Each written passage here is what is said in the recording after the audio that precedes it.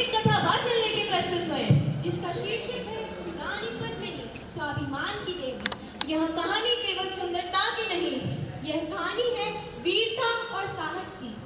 बहुत समय पहले भारत में एक रानी थी, रानी पद्मिनी। वह न केवल अनुपम और सौंदर्य की प्रतिमूर्ति थी, बल्कि वीर भी थी। चित्तौड़गढ़ की महारानी बनने से पहले वह फिरल द्वीप की राजकुमारी थी। विवाह हुआ राजा रतन सिंह से।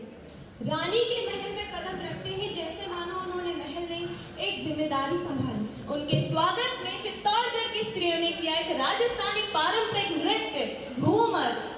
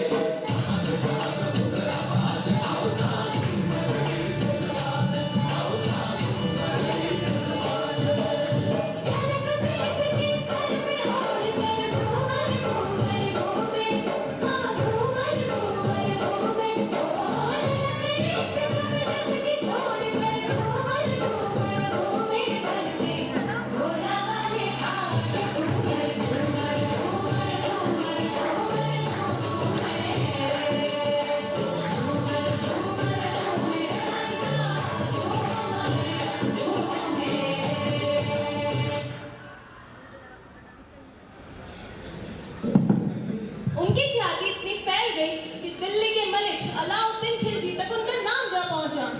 वह उनकी एक झलक पाने के लिए लालायित होता, लेकिन ये किसी अभिमानी मलिक की रानी को देखने की इच्छा नहीं, बल्कि वासना और सत्ता की भूख थी। अब आगे की कहानी एक कविता के द्वारा प्रस्तुत है।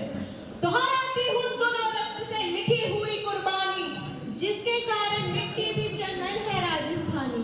राणा रतन सिंह को छल से कैद किया खिलजी ने, गालजयी मित्रों से मिलकर दगा किया खिलजी ने। 10 दिन के भीतर अगर न पद्मिनी का डोला यदि आया, यदि न रूप की रानी को तुमने दिल्ली पहुंचाया, तो फिर राणा रतन सिंह का शीश कटा पाओगे, और यदि शाही शर्त न मानी तो तुम पछताओगे।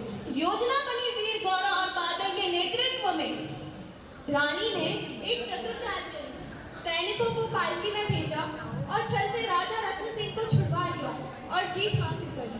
फिर मलिक अलाउद्दीन खिलजी ने फिर हमला किया और छल से राजा रतन सिंह को मार दिया गया। लेकिन रानी पद्मिनी ने ये सिद्ध कर दिया कि राजा हार सकता है, किला टूट सकता है, पर एक नारी का आत्मसम्मान कभी बंदी नहीं बन सकता। दोहराती हूँ सुनो रक्त से लिखी हुई कुर्बानी, जिसके कारण मिट्टी भी चंदन है राजस्थानी। सजी पद्मिनी माता संग 16,000 दीवानी, तभी हवाएं लगी बोलनी जय जय माँ भवानी। चली